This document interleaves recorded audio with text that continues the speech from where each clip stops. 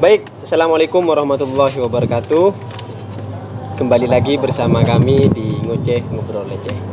Pada sore kali ini ada Ketua PGMNI Jawa Timur, Ya. Kak Muhsin ya, sekaligus Kabiro ya Kak, Manajer spesiasi Radar Madura, Jawa Pos Radar Madura Pamekasan.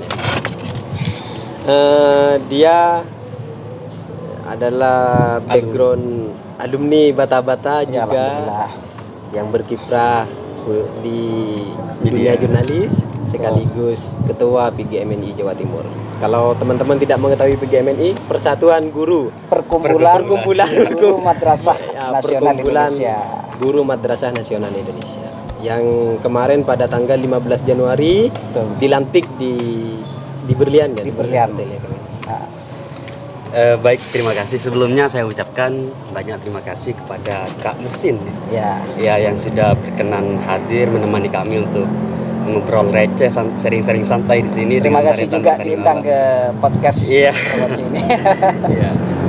Kak Muhsin ini juga bagian dari alumni Bata-Bata dan hari ini juga berkiprah dalam dunia jurnalistik dan menjadi ketua PGMI Jawa Timur. Iya.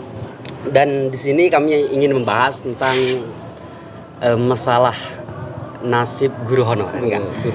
Karena memang kita melihat bahwa di dalam peraturan pemerintah itu PP nomor 49 tahun 2018 kalau tidak salah itu tentang manajemen P3K bahwa apa itu guru honorer ini bakalan dihapus dan diganti di P3K. Kalau berbicara honorer mungkin spesifiknya lebih luas. Tapi kali ini kita ingin lebih fokus terhadap guru honorer. Guru honorer.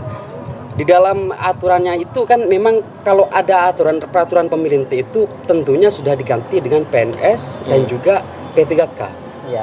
Ya.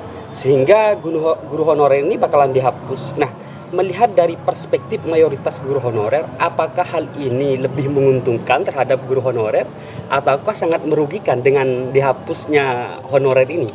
Iya. Sebelumnya seperti ini.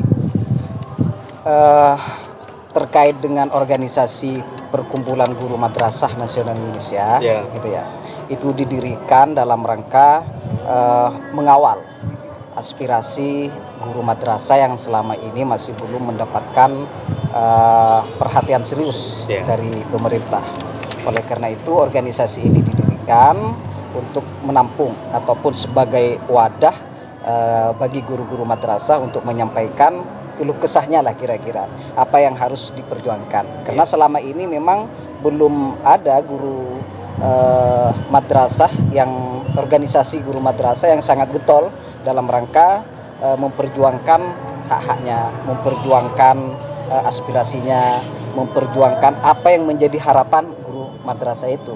Nah, makanya ini menjadi wadah bagi kita untuk berjuang melalui PGMNI. Nah, jadi misalkan terkait dengan kesejahteraan, kesejahteraan guru madrasah. Selama ini kesejahteraan guru madrasah itu masih belum mendapatkan perhatian yang serius dari pemerintah, itu ya.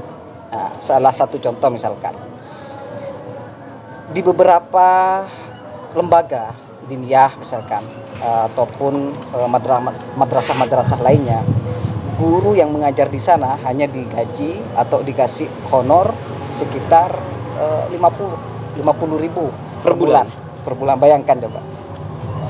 Memprihatinkan kan? Ya. Ada bahkan yang kurang ataupun tidak nyampe 50.000.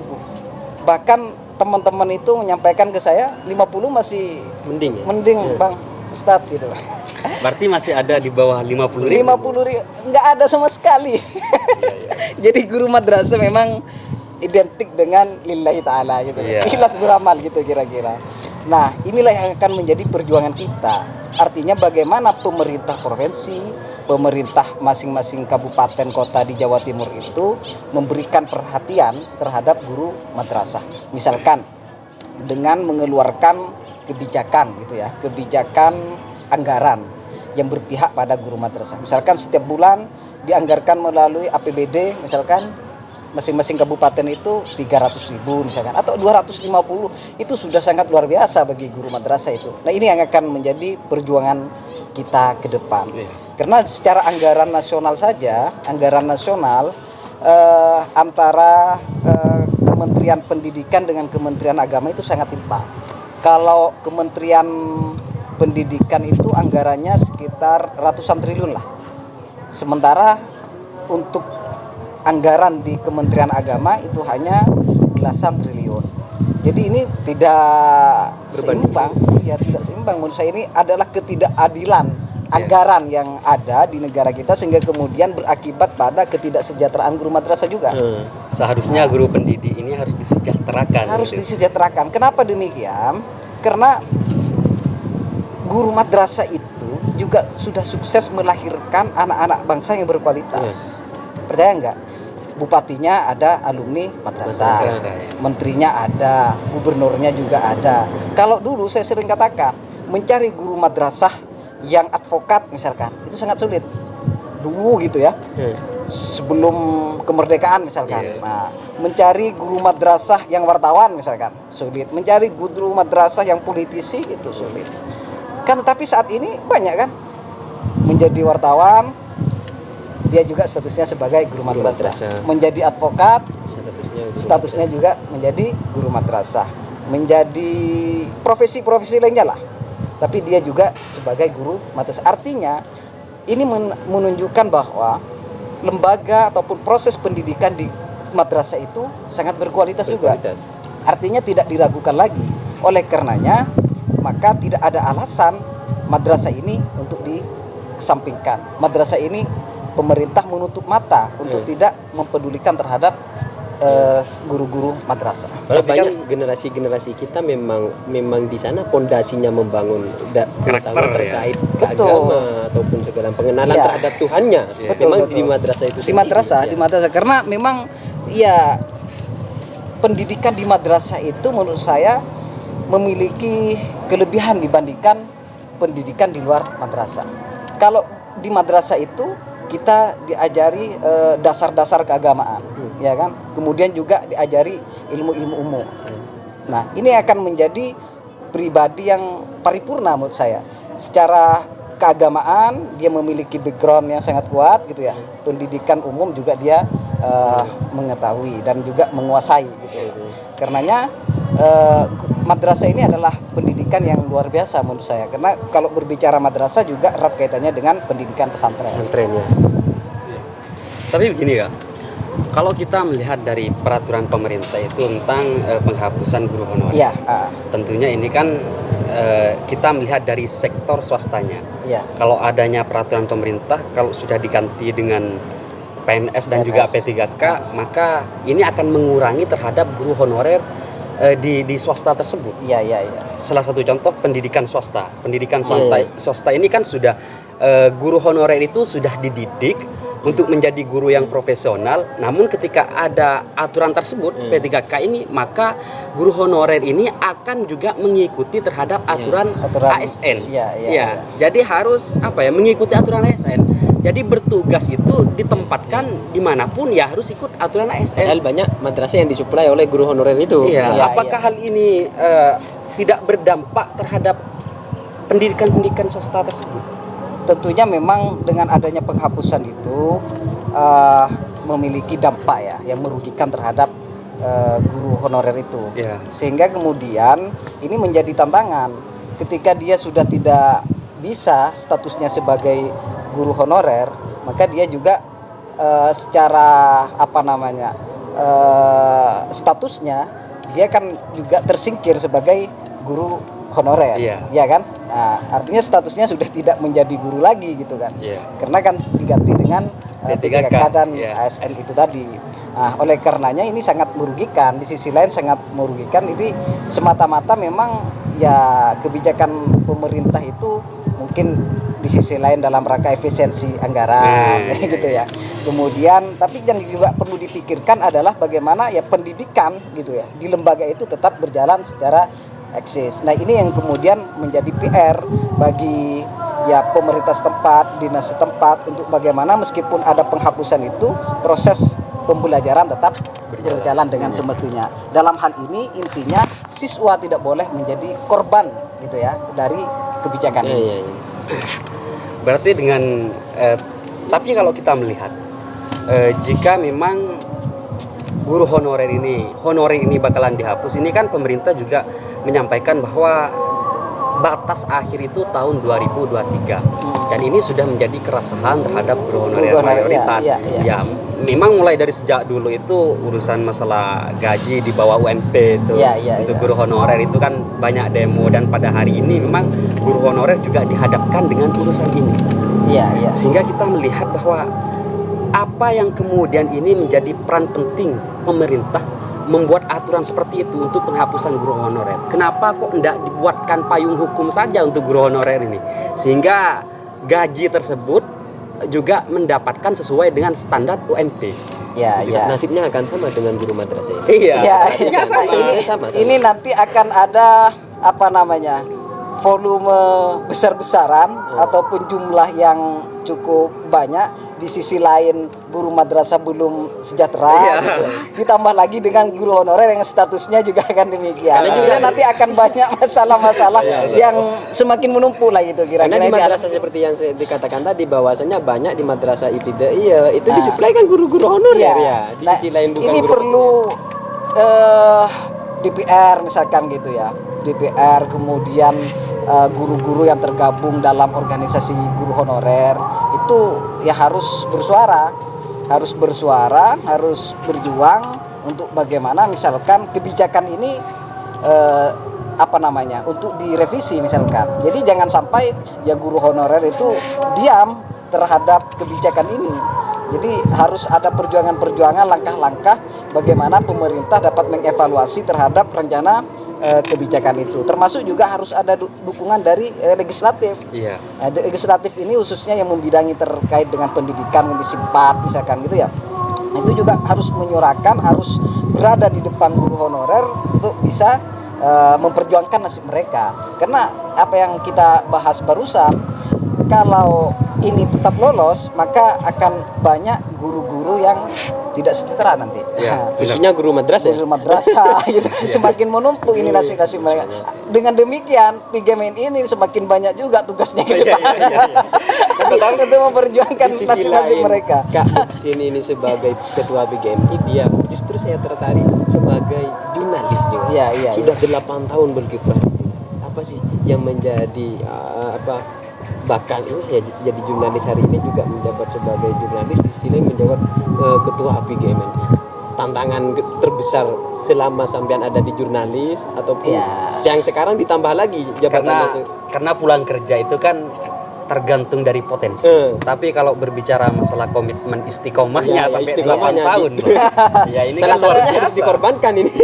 Saya begini, dalam bekerja itu ya apa yang dikatakan oleh almarhum Ratohir gitu ya.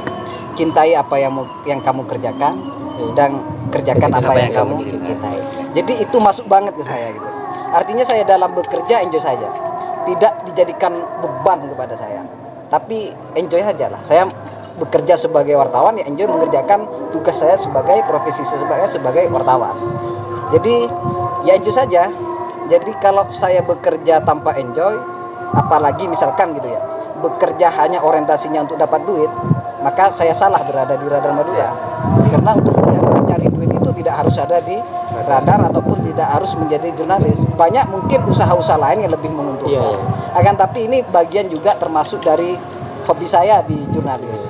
Karena ketika saya ada di pondok dulu, ketika masih di pesantren gitu ya, saya sudah suka nulis berita itu. Jadi ketika ada di daerah, saya kan daerah dulu. Jadi tiap hari itu saya belajar nulis berita harian. Berita harian itu setiap pagi saya terbitkan bukan pakai ketikan itu ya, pakai tangan dulu. Karena fasilitas komputernya nggak ada. Pakai tangan, saya tempel di mading, sudah dibaca oleh santri gitu. Jadi suka banget tulisan saya dibaca santri meskipun tulisan saya jelek lah. Gitu. Tapi itu suatu kebanggaan. Jadi ketika santri itu sabunnya hilang, saya tulis jadi berita. Terus kemudian ketika lambat dikirim misalkan, tulis jadi berita. Dan kemudian setelah itu saya masuk di OSIS. Di OSIS itu saya kebetulan diberi amanah untuk di Pemret Buletin Mutiara. Jadi Buletin Mutiara perintisnya saya dulu dengan teman-teman perdana itu. Nah, setelah jadi Pemret, kemudian kuliah di Yayal Herod, saya jadi Pemret lagi. Merintis lagi majalah eksekutif namanya. Jadi pertama kali juga diterbitkan di Al Herod itu. Jadi dalam masalah jurnalistik itu sebenarnya saya sudah suka sejak di pondok. Nah, setelah selesai dari kampus Al Herod, kemudian ada lowongan kerja di Jawa Pos. Saya masuk dan alhamdulillah diterima, dan sampai saat ini masih tetap di Radar Madura. Jadi ini enjoy saja saya menjadi jurnalis itu. Tapi berbicara seorang jurnalis itu Kak, kalau berbicara tanggung jawab dan tantangannya ini sangat luar biasa. Betul. Jurnalis ini kan kita juga harus melihat kondisi kultur budaya Madura ini kan dikenal dengan keras ancaman nih. Ini bukan urusan payung hukum lagi, melainkan ancaman terhadap keselamatan kita, nyawa taruhannya. Ketika ada berita, pernah nggak ngalami seperti itu Kak, sampai mau diancam, berita-berita kontroversial? Iya, wartawan itu kan profesi ya. Nah, wartawan itu profesi. Saya teringat seorang jurnalis profesional di Iran. Namanya adalah Nasir Tamara. Nasir Tamara itu dia meliput ataupun menjadi jurnalis ketika di Iran itu terjadi masalah yang sangat luar biasa, revolusi yang sangat luar biasa. Kemudian dia meliput di tengah-tengah konflik itu, di tengah-tengah perang itu, kericuhan itu. Termasuk juga meliput tokoh revolusionernya itu adalah Ayatullah Khomeini kalau nggak salah. Nah, dia ceritakan secara apik, dia ceritakan secara objektif, dia tulis sedemikian rupa sebagaimana pengalamannya dia menceritakan konflik yang sangat besar itu. Nah, sehingga kemudian lahirlah buku yang kalau nggak salah judulnya itu adalah Revolusi Islam Iran. Nah, jadi dia adalah potret bagi wartawan sebagai jurnalis yang profesional. Artinya apa? Wartawan ini adalah profesi. Meskipun Nasir Tamara itu di Iran terjadi konflik yang sangat luar biasa, akan tapi dia tetap menjalankan tugasnya dengan baik. Ini apa maksud dari cerita Nasir Tamara ini? Ini memberikan pelajaran bagi kita. Kalau jadi wartawan itu ya harus profesional. Apapun kendalanya, apapun tantangannya, ini harus kita kerjakan karena profesi. Sama halnya kalau profesi itu bidan, dokter ya. Meskipun sudah tengah malam gitu ya, sudah tidur nyenyak, akan tapi ada pasien yang membutuhkan, dia harus melayani. Karena profesi. Sama juga dengan wartawan. Wartawan itu jam berapapun ya. Kemudian apapun masalahnya, seperti apa konfliknya, kalau itu adalah layak berita harus diliput. Begitu loh. Nah, ini adalah hal-hal yang memang harus dilakukan oleh wartawan. Lalu bagaimana kemudian pengalaman saya misalkan selama jadi wartawan, apakah berseberangan ataupun bersentuhan dengan masalah-masalah. Selama ini saya alhamdulillah tidak pernah mengalami ancaman ataupun intimidasi dari orang-orang terkait pemberitaan saya.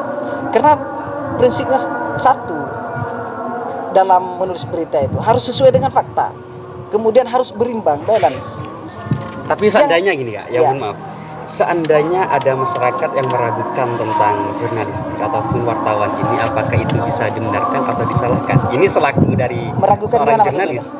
Ada berita-berita kontroversial yang si A memberitakan seperti ini, sedangkan si B memberitakan seperti ini. Lah, ini kan masyarakat juga ragu lah, yang benar ini yang mana, kan begitu. Nah, apa yang saya katakan barusan, yang menjadi prinsip dari seorang jurnalis itu adalah fakta di lapangan, realitanya seperti apa. Jadi itu yang harus menjadi acuan jurnalis. Nah, mungkin kalau di pemberitaan yang berbeda, mungkin hanya sebatas judul ya. Judul itu boleh berbeda karena memang ini untuk membedakan media si A dengan media si B. Itu adalah rekayasa bagaimana menulis berita agar menarik bagi pembaca. Akan tapi kalau substansinya tidak boleh berbeda. Maksudnya harus sesuai dengan fakta. Misalkan gitu ya, terjadi pembunuhan. Terjadi pembunuhan. Berdasarkan keterangan kepolisian, yang membunuh adalah si A. Gitu ya. Kemudian ada, ini berdasarkan keterangan kepolisian. Kemudian yang lain yang mengatakan yang membunuh adalah si B. Berdasarkan saksi. Jadi ini yang yang diambil adalah berita yang memang bersumber dari sumber-sumber terpercaya. Kepolisian. Seperti itu. Jadi tidak boleh kita menulis berita berdasarkan asumsi. Harus kembali pada fakta. Kembali lagi pada guru madrasah. Apa langkah ke depan untuk memperjuangkan hak-hak guru madrasah ini? Karena memang betul kita akui kita ini orang adalah alumni madrasah sebelum kita masuk ke pesantren. Apa sih sebagai ketua PGNI Jawa Timur langkah ke depan bahwasanya guru madrasah harus mempunyai hak yang sama seperti guru-guru yang lain? Ada beberapa program prioritas yang akan kita kerjakan ke depan. Pertama kesejahteraan, kemudian yang kedua SDM, kemudian yang ketiga itu pengelolaan madrasah. Tadi berbicara tentang kesejahteraan sudah dibahas, artinya bagaimana pemerintah itu memberikan perhatian yang cukup serius, menganggarkan untuk kesejahteraan guru madrasah. Ini akan menjadi perjuangan kita ke depan. Tentunya ini harus melalui pendekatan, harus melalui audiensi, silaturahmi dengan pemangku kebijakan dan lain sebagainya. Intinya bagaimana guru madrasah di Jawa Timur ini mendapatkan perhatian serius lah dari pemerintah itu. Sebelum mengakhiri ini, karena saat ini masih momentum milad Imaba ke-17 ya. Ke-17 saya mengucapkan selamat milad. Semoga Imaba ke depan semakin maju, semakin jaya, dan menjadi wadah bagi mahasiswa, alumni Bata-Bata untuk menjadi tempat berproses, menggembleng diri, sehingga menjadi mahasiswa yang memang sesuai dengan harapan pondok pesantren dan menjadi lokomotif ataupun menjadi pelopor gitu ya bagi perubahan bangsa kita dan menjadi harapan agama kita. Terima kasih.